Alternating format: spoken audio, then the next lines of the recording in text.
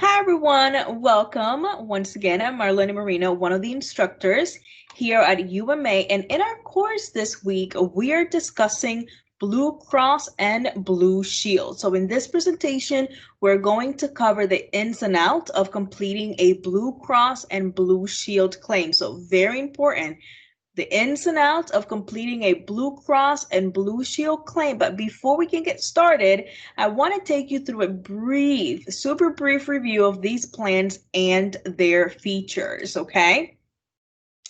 So let's see. So we know that Blue Cross and Blue Shield were two separate plans. Is how they started. So today, Blue Cross and Blue Shield companies provide healthcare coverage to Americans in all 50 states, the District of Columbia, and Puerto Rico.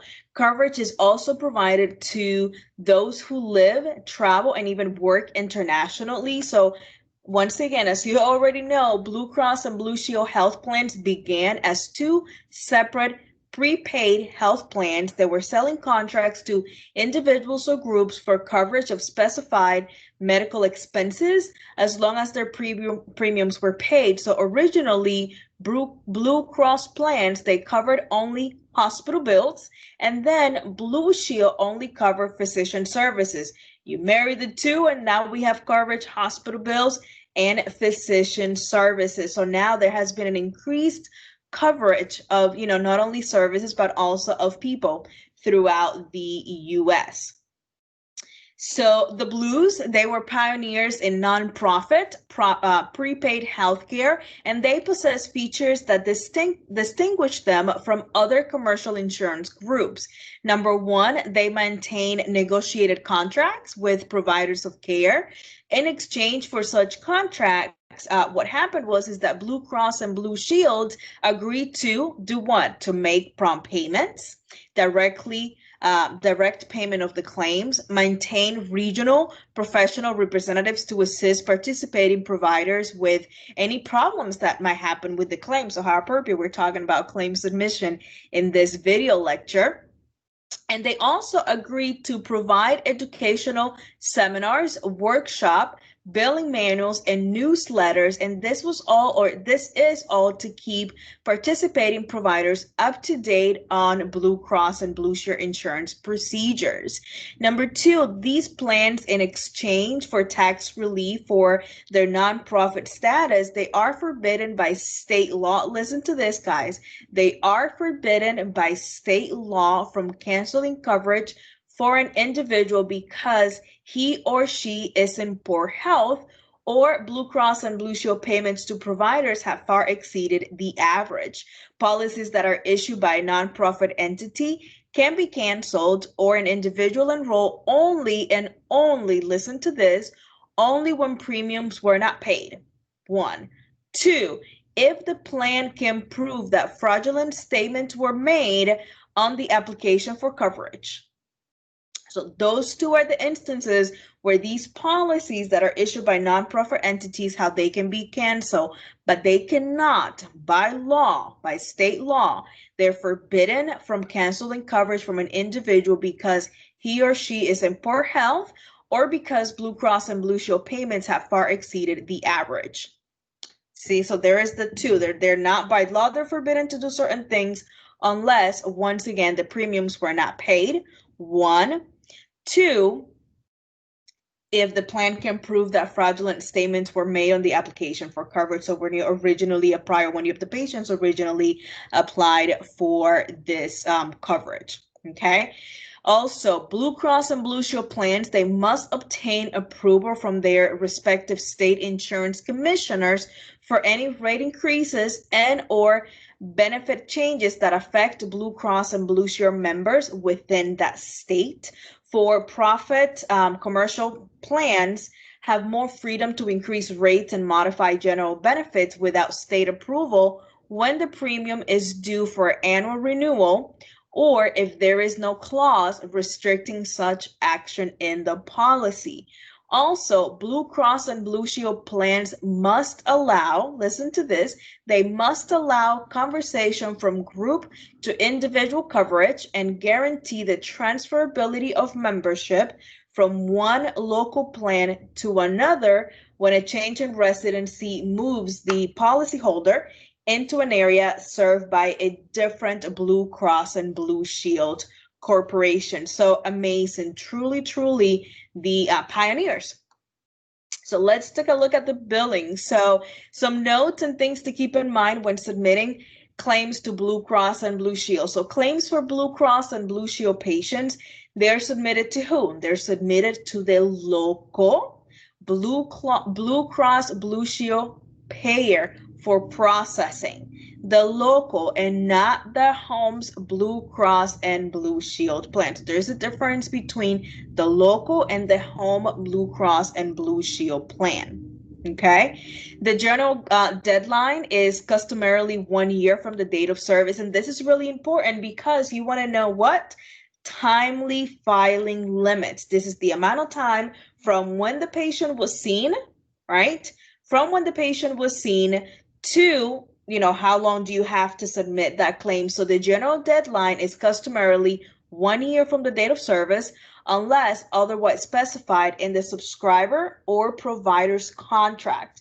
Now, keep in mind, though, that some Blue Cross and Blue Shield payers require the claims, listen to this, the claims to be submitted as soon as 120 days from the date of service. So the general deadline, it's 1 year. But some plans are going to require the claim as soon as 120 days from the date of service. Some other ones will allow you about 18 months from the date of service. This is why it's so important to know, yes, the patient has Blue Cross and Blue Shield, great. Which plan under Blue Cross and Blue Shield? What are the guidelines? Also, when we're building Blue Cross and Blue Shield, the payers, they're currently accepting the CMS 1500 claim form, the CMS 1500 claim form. Okay, for inpatient and outpatient coverage, they're going to vary once again according to the plan that your patients have. Many plans require a second surgical opinion or pre-authorization for things like elective hospitalizations, okay? Information on the individual program requirements can be obtained from each Blue Cross and Blue Shield payer. So you should have this information handy and readily available. The deductible for these plans are going to vary also according to which Blue Cross and Blue Shield plan the patient has. So you might need to consult you probably will, not might, need to consult the Blue Cross and Blue Shield billing manual or eligibility status computerized phone for specific patient requirements. So it's real easy to be able to go online, pull up your computerized system and go in there and check for eligibility for your patients. Patients that are enrolled in PPO plans may have no deductible for certain things like for preventive medicine services. So once again, not all plans are the same, and not all of the patients that have Blue Cross and Blue Shield will have the same benefits. Payment, patient co-payment and co-insurance requirements are also going to vary based on the plan. So you can have a 80-20, you can have a 75-25. So the most common insurance amounts are 20% or 25%. This means that the patient pays 20% after deductible. If they have a deductible, they pay 20% or 25%, and then the insurance or Blue Cross and Blue Shield will pay 80% or 75%. So 80-20 makes 100%, 75-25 makes 100%. So although the most common ones are 25 and 20%, you can see them as high as 50%. Yes, 50. And you can see those for like behavioral health services on some policies.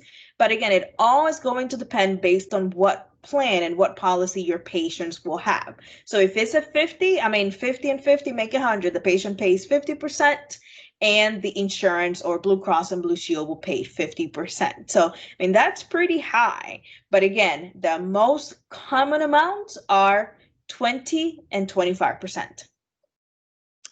The subscriber, though, is allowed a pre-established number of mental health behavior visits too. So keep that in mind. They might have a high deductible, but also for certain things, you might only be able to see them X amount of time too. So that's also something else to look into when you have, patients and they're coming in based on what the reason why they're coming in to see your doctors.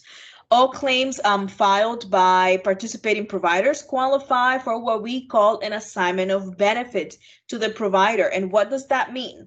That means that the assignment of benefit or the payment is going to go to whom?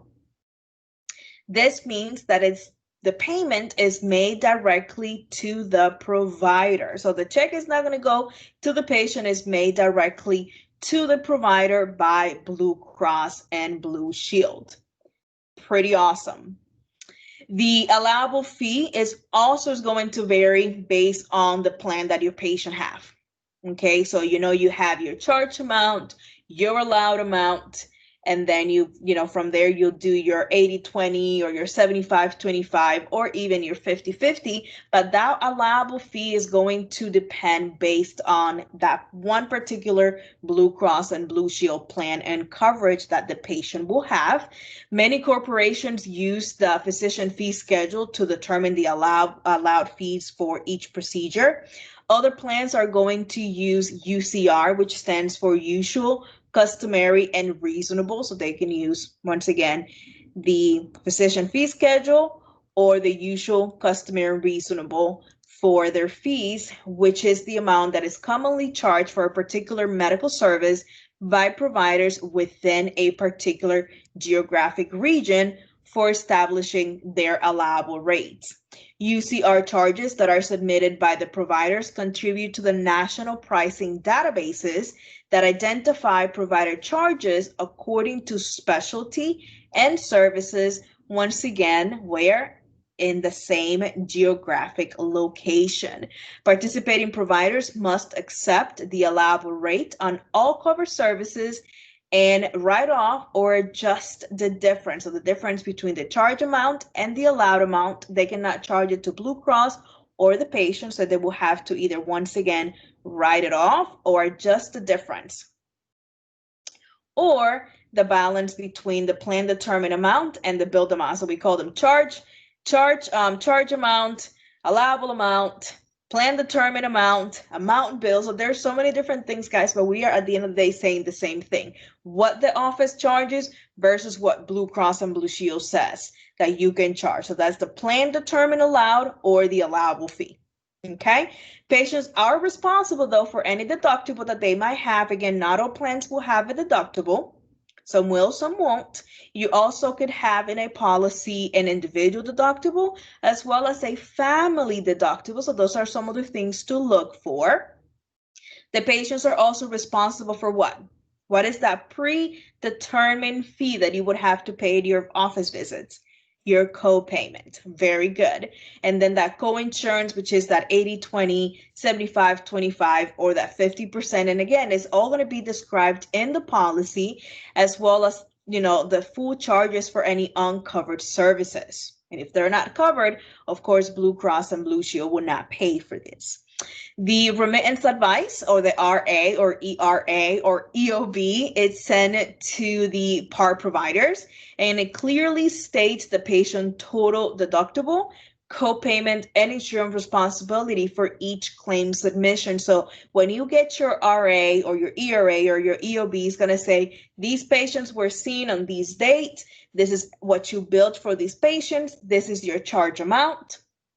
This is what their deductible should have, will be. And then it would tell you this is their co-payment, this is their co-insurance, this is what we paid for each and every one of the charges. That's for participating provider, but wait, there is more for non-par or non-participating providers that will collect the full fee from whom? From the patient. from the patient, because any Blue Cross and Blue Shield payments will not be sent to the provider. They will be sent to the patient because they're non-par, meaning they're not participating. They do not have a contract or an agreement, the doctor and Blue Cross and Blue Shield. Pretty interesting, huh? Awesome, awesome, awesome. Now, all claims filed by participating providers, once again, they qualify for what? That assignment of benefits that I said a little bit ago. So once again, your patients will sign the assignment of benefits saying my benefits or the payments for all the services I received today are going to go to whom? Are going to go directly to the provider. And guys, this makes it real easy when the provider gets the payment or the assignment of benefits is made directly to the provider versus when it is to the patient, and then you have to try to get the patient back in. Then you receive a check from your insurance company and make sure that their account is up to date. Sometimes you might get a check, and I don't know if this has ever happened to you guys, that you get a check and it's like, do I cash this? I mean, is this a gimmick? And sometimes we just go in and we shred it because it could be maybe some marketing something. Okay. So keep that in mind. The patients might not even see it, and hopefully the patients do see it. They come in and they'll bring it into the office for their services. So now there's some special handling things that need to happen also, some guidelines that we need to follow. And these are the following. Make sure, once again, make sure we need to make it a habit and also a priority. Habit and priority to retain a current photocopy, both front and back of the insurance card, and put that in their file. Once again, we want to make sure that we take their insurance cards. And guys, this is across all payers, not just Blue Cross and Blue Shield, because remember, just because I have a card doesn't mean I have coverage. Okay, so we want to make sure that we have the most updated information in our system. Also, because if we enter the numbers, we can have a transposed number. We can get a denial or rejection. We can go in, pull up our photocopy and go, oh, I made a mistake. I put this number instead of this number, this letter instead of that letter. So we need to make sure that we have the patient's insurance card photocopied front and back and in the patient's file. Okay. Also, something else, when we're billing Blue Cross and Blue Shield, we want to make sure that we resubmit claims that are not paid within 30 days. Okay, now I will tell you this is like a sideline. If something was not paid, you want to make sure, was it denied? Is it missing something? Was it rejected? Am I missing something? Did I not submit a clean claim the first time around? So you don't just want to resubmit every 30 days. What you want to do is, was it denied? Was it rejected? Is there a problem? Am I sending it? Maybe it's not getting to Blue Cross and Blue Shield. So that's something to think about, because if you just, if you continue doing the same thing and nothing is happening, you'd be like, okay, wait a minute, something's wrong. Let me get this figured out. So you want to do that first before you start resubmitting, okay? And then the third thing is that some behavioral health claims need to be forwarded to a third-party administrator. Third-party administrator, because they're going to require their approval. So the third-party administrator, or TPA, provides administrative services to healthcare plans and specializes in mental health or behavioral health case management. So something to look at is, in the back of the card and in the billing manual, you will have specific special instructions for these cases. Okay, so also there's another reason why you want to make sure that you do what? The first thing that we have listed on the special handling, that's photocopy front and back of the insurance card, because just besides that information, you will have more information on there to help and guide you in ensuring that your claims are being billed and sent to Blue Cross and Blue Shield and all other payers the correct way, and that we have what? A clean claim. Okay, so in some cases, Blue Cross is going to be primary. In some cases, it could be secondary. Secondary payer, meaning the patient has multiple insurance policies, or multiple coverage. So Blue Cross and Blue Shield has a primary claim status when the patient is covered by what? By only one Blue Cross and Blue Shield policy. Okay. Number two, when the patient is covered by Blue Cross Blue Shield employer group health plan, employer group health plan, and a government plan such as Medicaid, for example. So remember, your group plans are primary to government plans. Government plans, Medicaid, we have on the screen, but there's also TRICARE, there's also Medicare, okay? Blue Cross and Blue Shield will be primary. Also, when the patient is covered by Blue Cross Blue Shield employer group health plan, and there is also an individual commercial plan, Blue Cross and Blue Shield will be primary. Blue Cross and Blue Shield also has primary claim status when the patient is what? When it's designated as a policyholder of a Blue Cross and Blue Shield employer group health plan and is also listed, here's the keyword, as a dependent. So you have a policyholder of Blue Cross and Blue Shield, but they're also listed as a dependent on another employer group health plan. So in this case, the patient has two, okay, they have two employer group health plans. So the primary is going to be theirs, and then the secondary will be the one that they're listed under as a dependent. And it could be another Blue Cross and Blue Shield plan, or it might not. Could be different. But remember, your first is going to be your own, and then a secondary one that you are a dependent on, or that your patients are dependent on. So you can, use this information for one yourself or two for your patients. Perfect. So more billing notes. So modifications are made to the CMS 1500. This is our claim form. When patients are covered by primary and secondary or supplemental health insurance plans. So secondary health insurance plans will provide coverage that is similar to that of a primary health plan, whereas the supplemental health plans usually covered like your deductibles, your co-payments, and co-insurance expenses. So when the same Blue Cross and Blue Shield payer issues the primary and secondary or supplemental policies, what's going to happen? So the patient has primary, secondary, and supplemental policies all under Blue Cross and Blue Shield. We're going to submit only one claim to Blue Cross and Blue Shield, one CMS 1500 claim, okay? Now, in another case, if Blue Cross and Blue Shield payers for the primary and secondary and supplemental policies are different, so Blue Cross for primary and secondary, or your supplemental policies are different, then we're going to submit a completed CMS 1500 claim to the primary payer.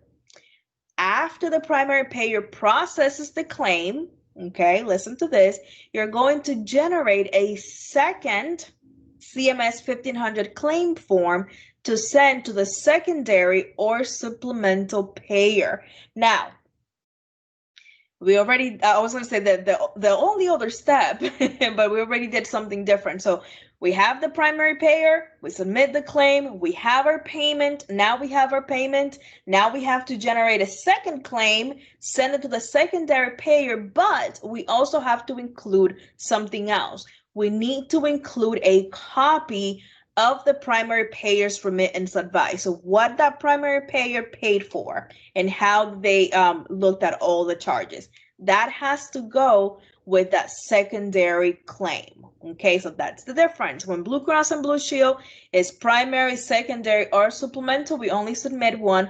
But when there are two policies, Blue Cross and Blue Shield, you send the primary, they make a payment. Once again, you'll generate a second claim for the secondary or supplemental insurance, but you would have to include the remittance advice from the primary payer showing that primary payment, okay? We don't want to collect more than what was actually owed for the visit too.